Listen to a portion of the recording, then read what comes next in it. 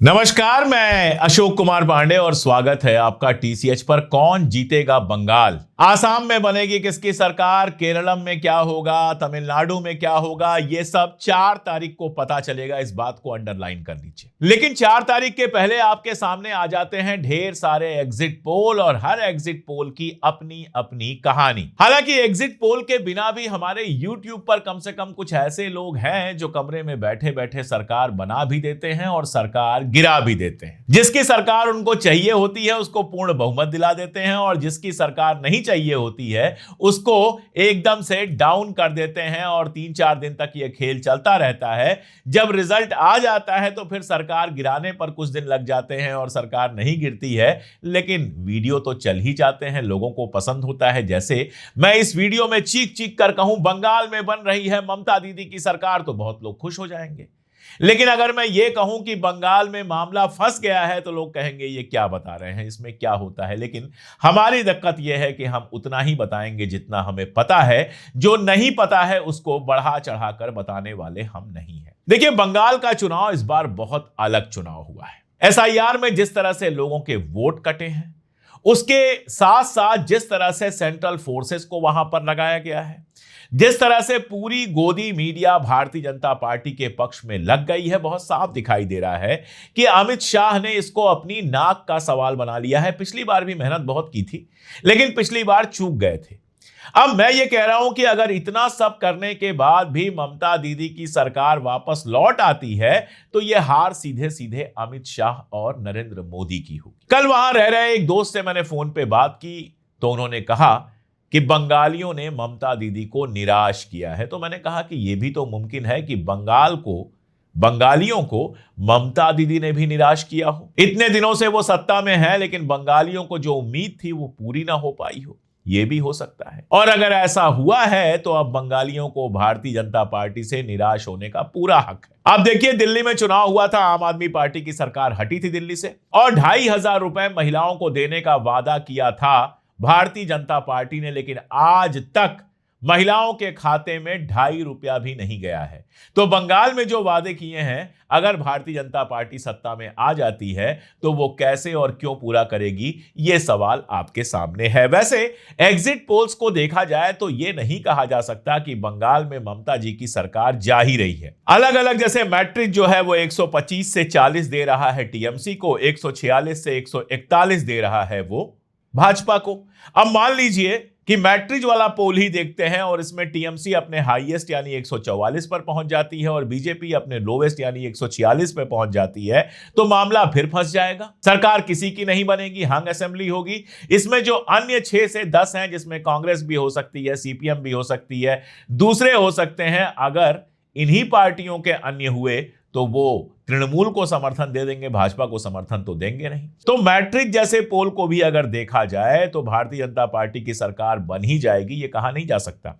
हां, चाणक्य स्ट्रेटजीज करके कोई है जो सरकार बनवा रहा है बहुत साफ साफ भारतीय जनता पार्टी की। इसके अलावा प्रजा पोल है, वो भी भारतीय जनता पार्टी की सरकार बना रहा है। लेकिन जनमत पोल्स आप देखेंगे तो वो भारी बहुमत से टीएमसी की सरकार बनवा रहा है। अगर एवरेज निकालते हैं तो 142 सीट मिल रही है टीएमसी को, 145 सीट मिल रही है भाजपा को, 148 का बहुमत है, 7 अन्य हैं। तो ये 7 अन्य जिधर जाएंगे उधर सरकार बनेगी। यानी इन एग्जिट पोल्स के दम पर यह कह पाना कि नहीं पक्के तौर पर भाजपा की सरकार बन रही है, पहली बात तो यह कि यह ही अपने आप में गड़बड़ है। अब देखते हैं 2014 के बाद जो पोल्स हुए हैं बंगाल के, उन पोल्स के बारे में देखते हैं। आप देखेंगे कि पिछले विधानसभा चुनाव के दौरान जितने एग्जिट पोल थे उसमें बीजेपी और टीएमसी के बीच में कड़ी टक्कर दिखाई गई थी। कुछ एक एग्जिट पोल एजेंसीज ने बीजेपी के जीत का तब भी अनुमान लगाया था और बीजेपी को 120 से 150 सीट दी थी।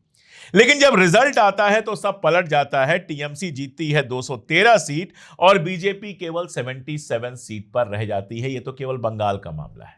इसके अलावा भी अगर एग्जिट पोल को देखेंगे तो पिछले लोकसभा चुनाव के एग्जिट पोल से बेहतर कोई नतीजा तो आपको नहीं दिखेगा। पिछले लोकसभा चुनाव के जो एग्जिट पोल आए थे, जिसके बाद प्रदीप गुप्ता जी बाकायदा अपने चैनल पर रो रहे थे, लगभग सारे एग्जिट पोल ने भारतीय जनता पार्टी को अपने दम पर पूर्ण बहुमत दे दिया था। कोई 300 पार करा रहा था, कोई 350 पार करा रहा था, लेकिन जब नतीजा आया तो मालूम यह चला कि भारतीय जनता पार्टी 272 भी पार नहीं कर पाई। टीएमसी और जेडीयू के सहारे उसको सरकार बनानी पड़ी। आजकल एग्जिट पोल के साथ बहुत सारे खेल हो रहे हैं। कई लोगों का आरोप है कि पॉलिटिकल पार्टीज एग्जिट पोल कराने वाली एजेंसीज को खरीद लेती हैं ताकि वो मन मुताबिक जैसा वो चाहते हैं वैसा एग्जिट पोल दे सकें। देखिए, मैंने सारी जिंदगी स्टैटिस्टिक्स का काम किया है, नौकरी की है बाकायदा भारत सरकार की, और वो भी नेशनल सैंपल सर्वे कहा जाता था, वहां पर था मैं, जिसका काम ही था सर्वे करना। और एक रिजल्ट नेशनल लेवल पर पाने के लिए पूरे देश में आरओज, एसआरओज यानी रीजनल ऑफिसेज, सब रीजनल ऑफिसेज, स्टेट ऑफिसेज और दुनिया भर के होते थे। उतने सारे आंकड़े इकट्ठा किए जाते थे। आंकड़े कैसे इकट्ठा करने हैं उनका साइंटिफिक तरीका था, और उसके बाद उस सैंपल से रिजल्ट निकाला जाता था जिसके ऊपर भरोसा किया जाता था। यहां कई सारी एजेंसी से मैंने बात की, कई बार उनका कामकाज समझने की कोशिश की, तो पता यह चला कि 150 लोगों से फोन पर बात कर लिया और उसी के आधार पर रिजल्ट बता दिया। फोन पर जानकारी मांगना सर्वे का सबसे बुरा तरीका माना जाता है। तो ये सर्वे एजेंसियां कैसे सर्वे करती हैं, कैसे अपने सैंपल चुनती हैं, क्या इनका साइंटिफिक मेथड होता है, किसी को कुछ पता नहीं। इसीलिए इस सर्वे के आधार पर यह कह देना कि बंगाल ममता जी हार गई हैं, मेरे ख्याल से जल्दबाजी होगी। यह भी कह देना कि बंगाल ममता जी जीत गई हैं, यह भी जल्दबाजी होगी। असल में सवाल यह पूछा जाना चाहिए कि क्या बंगाल में ममता बनर्जी की सरकार लोगों की आकांक्षाओं को, लोगों के जो ख्वाब थे उनको पूरा कर पाई है? अगर नहीं कर पाई है तो अगर ममता जी चुनाव जीतती भी हैं तो भी उनको दोबारा सोचना चाहिए। एक और बात कर लूं, फिर बाकी स्टेट्स की तरफ बढ़ूंगा। देखिए, तृणमूल कांग्रेस हो या इस तरह की जो रीजनल पार्टीज हैं, उनकी सबसे बड़ी प्रॉब्लम यह है कि उन पार्टीज के अंदर जो लोग काम कर रहे हैं वो कभी मुख्यमंत्री बनने का सपना नहीं देख सकते। जैसे समाजवादी पार्टी के अंदर अखिलेश जी के अलावा कोई और मुख्यमंत्री नहीं बन सकता है। ममता बनर्जी 3 बार से मुख्यमंत्री हैं, वो चाहती तो इस बार एक नया चेहरा सामने ला सकती थी, और ये कार्यकर्ताओं के बीच में, वोटर्स के बीच में एक बहुत पॉजिटिव संदेश लेकर जाता। लेकिन नहीं, अगर चुनाव जीतेंगी तो ममता जी ही मुख्यमंत्री बनेंगी, कोई और मुख्यमंत्री बनने का सपना नहीं देख सकता। यह बात मैं क्यों कह रहा हूं? इसका नुकसान यह होता है कि जो बहुत महत्वाकांक्षी कार्यकर्ता होते हैं वो पार्टी छोड़कर चले जाते हैं। जैसे शुभेंदु अधिकारी किसी जमाने में ममता जी के बहुत करीबी थे, लेकिन वो चले गए भारतीय जनता पार्टी में, और भारतीय जनता पार्टी अगर चुनाव जीतती है तो वो मुख्यमंत्री बन सकते हैं। अगर तृणमूल में होते तो तृणमूल कितने भी चुनाव जीत जाती, वो वरिष्ठ मंत्री बन जाते, तृणमूल के अध्यक्ष बन जाते, लेकिन कभी भी मुख्यमंत्री नहीं बन सकते थे। मुझे लगता है रीजनल पार्टीज को और फैमिली वाली जो पार्टीज हैं उनको एक बार इस तरह से भी सोचना शुरू करना चाहिए, वरना पार्टियां टूटती रहेंगी, लोग छोड़ के जाते रहेंगे और जनता के बीच में निराशा होती रहेगी। ये तो बात हो गई बंगाल की। रिजल्ट 4 को आएगा, तब देखा जाएगा किसकी बात सही होती है, किसकी बात गलत होती है। आसाम में ये लगता है कि जिस तरह से एग्जिट पोल आए हैं, ये लग रहा है कि एक बार फिर से हिमंता बिस्वा शर्मा मुख्यमंत्री बनेंगे, भारतीय जनता पार्टी की सरकार बनेगी। कांग्रेस एक बार फिर से बहुत बुरी तरह से फेल हुई है, ये आसाम में बहुत क्लियर दिखाई दे रहा है। इसका मतलब ये है कि पवन खेड़ा जिस मामले में फंसे हुए हैं, जो आरोप वगैरह लगाए थे, उसका भी कोई खास असर असम में नहीं हुआ है। असम में भी एसआईआर हुआ है, असम में भी काफी लोगों के वोट काटे गए हैं, और मुझे लगता है कि सांप्रदायिकता का जिस लेवल पर प्रदर्शन आसाम में किया गया है उतना शायद देश में कहीं और नहीं किया गया है। और ऐसे में कांग्रेस गोगोई साहब के नेतृत्व में हिमंता बिस्वा शर्मा का मुकाबला करने में नाकामयाब रही है। यह बात बहुत साफ साफ दिखाई दे रही है। अभी बीच में एक विपक्षी पार्टी के बड़े नेता के साथ मैं एक प्रोग्राम में था, मैंने उनसे पूछा कि आसाम का क्या हाल है, तो उन्होंने कहा कि आसाम में कांग्रेस ने लड़ने में देर कर दी, तैयारियों में बहुत ज्यादा वक्त लग गया और ज्यादा लोगों को अपने साथ नहीं ले पाई। कई समाज के लोग कांग्रेस से दूर रहे और इसीलिए आसाम में कांग्रेस के जीतने की कोई उम्मीद नहीं है। हिमंता बिस्वा शर्मा दोबारा मुख्यमंत्री बन रहे हैं, और अगर ऐसा होता है जिसकी उम्मीद ज्यादा लग रही है, तो आसाम कांग्रेस के नेताओं के लिए भी और पवन खेड़ा के लिए भी यह खबर काफी मुश्किल हो सकती है। पवन खेड़ा लगातार पब्लिक निगाह से गायब हैं। जो इस तरह के फैसले आ रहे हैं कोर्ट्स के, ऐसा लगता है कि उनको काफी कुछ का सामना करना पड़ सकता है। तो असम का रिजल्ट बहुत क्लियर दिखाई दे रहा है। ऐसे ही अगर तमिलनाडु को देखा जाए तो एक पोल को छोड़कर बाकी सारे जितने पोल हैं वो ये बता रहे हैं कि डीएमके प्लस यानी कि स्टालिन और कांग्रेस का जो गठबंधन है वो सत्ता में आ रहा है। एक पोल ये बता रहा है कि थलपति विजय जिन्होंने नई पार्टी बनाई है उनकी भी सरकार बन सकती है, एआईडीएमके का वोट उनके पास शिफ्ट हो रहा है।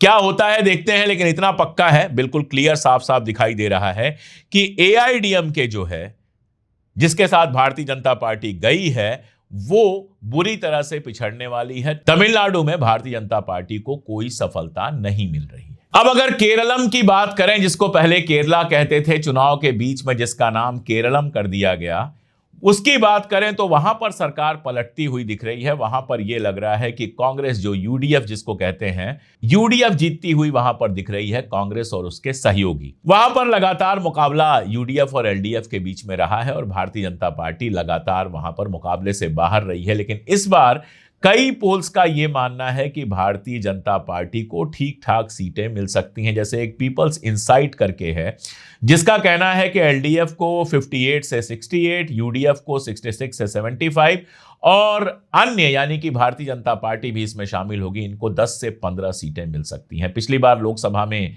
केरलम में भारतीय जनता पार्टी का खाता खुला था और इसलिए यह संभव है कि भारतीय जनता पार्टी को केरला में भी कुछ सफलता मिले, लेकिन सरकार बनाने के आसपास तो वो नहीं रहेगी। कांग्रेस की सरकार वहां पर बन सकती है और इस तरह से एक और स्टेट में कांग्रेस की सरकार हो सकती है। अभी तो बहुत कम स्टेट्स में रह गई है, आंध्र प्रदेश में है, हिमाचल में है, उत्तर से तो हिमाचल के अलावा लगभग गायब है, कहीं नहीं है, और दक्षिण में भी कर्नाटका और आंध्र प्रदेश में सिर्फ सरकार है। अगर केरलम में सरकार बन जाती है तो दक्षिण में कांग्रेस का दबदबा दिखाई देगा, क्योंकि तमिलनाडु में भी स्टालिन के साथ वो सत्ता में शामिल है। अक्सर ये देखा गया है कि पुदुचेरी में उसी की सरकार बनती है जिसकी तमिलनाडु में होती है, लेकिन इस बार एग्जिट पोल ये बता रहे हैं कि एनडीए की सरकार पुदुचेरी में हो सकती है और डीएमके की सरकार जो है वो तमिलनाडु में हो सकती है। ये अलग हो सकता है। पुदुचेरी के बारे में बहुत जानकारी होती नहीं है, हमें भी बहुत ज्यादा जानकारी नहीं है, लेकिन जिस तरह के एग्जिट पोल हैं उनको देख के लग रहा है कि कांग्रेस गठबंधन पुदुचेरी से बाहर हो सकता है। पुदुचेरी में कांग्रेस गठबंधन की सत्ता नहीं आ सकती। पुदुचेरी में भारतीय जनता पार्टी के नेतृत्व में सत्ता आ सकती है, ये फिलहाल कह रहे हैं एग्जिट पोल। लेकिन इन एग्जिट पोल्स के आगे बहुत सारी चीजें समझनी और सोचनी जरूरी है। पहली बात तो यह कि एसआईआर के नाम पर जिस तरह से लगातार लोगों का वोट कट रहा है, क्या यह केवल पॉलिटिकल पार्टीज का मुद्दा है? क्या इसे एक जन आंदोलन में नहीं बदलना चाहिए? जिन लोगों का नाम उस लिस्ट से हट रहा है, जो अब भारत में वोट नहीं दे पाएंगे, इस चुनाव में नहीं दे पाए, आगे कब दे पाएंगे पता नहीं, क्या ये उनके मौलिक अधिकारों का हनन नहीं है? और क्या सुप्रीम कोर्ट में इसको और ज्यादा एक्टिवली नहीं देखा जाना चाहिए था? अभी तक तो यही देखा गया है कि चाहे बिहार का चुनाव हो, बंगाल का चुनाव हो, मामला सुप्रीम कोर्ट में रहता है, टलता जाता है। बिहार में एक फैसला आ गया कि जिनके पास आधार कार्ड है वो कंसीडर किया जाना है। बंगाल में फैसला आ गया कि जिन्होंने अपील की है उसको कंसीडर किया जाना है, लेकिन इसका कोई खास फायदा नहीं हुआ। बंगाल में तो बताया जा रहा है सिर्फ 29 लोगों को इसका फायदा हुआ। तो एक तो ये सवाल कि जिस तरह से संस्थाओं पर कब्जा करके एसआईआर के सहारे वोट काटा जा रहा है, क्या वो भारतीय जनता पार्टी को हमेशा हमेशा के लिए सत्ता में रखने का एक खेल है? और दूसरी बात, विपक्ष को बहुत कायदे से सोचना पड़ेगा कि भारतीय जनता पार्टी की राजनीति का क्या कोई काट है उनके पास? क्या चुनाव के लिए वो तैयारी है जो तैयारी होनी चाहिए? देखिए, बंगाल में ममता दीदी हारे या जीते, लेकिन उनकी तैयारी पूरी थी। एक एक बूथ पर उन्होंने भारतीय जनता पार्टी का मुकाबला किया है। लेकिन क्या यही बात आसाम में कही जा सकती है? क्या यही बात हरियाणा में कही जा सकती है जहां कांग्रेस जीतती हुई लड़ाई हार गई? क्या मध्य प्रदेश में यही बात कही जा सकती है? क्या कांग्रेस के पूरे सिस्टम में कहीं कोई बड़ी दिक्कत है जिसके चलते चुनाव की जिस तरह से तैयारियां होनी चाहिए उस तरह से चुनाव की तैयारी कांग्रेस की दिखाई नहीं देती है? ये ऐसे सवाल हैं जिन पर सोचना बहुत जरूरी है, कांग्रेस के लिए भी, विपक्ष के लिए भी। वरना ऐसे ही चुनाव होते रहेंगे, रिजल्ट आते रहेंगे और हमारा क्या है, जो रिजल्ट आएगा वो आपको बताते रहेंगे। रिजल्ट आने से पहले ना किसी को जिताएंगे और ना ही किसी को हराएंगे। आपको क्या लगता है कमेंट में जरूर बताइएगा। आज के लिए इतना ही, बहुत शुक्रिया।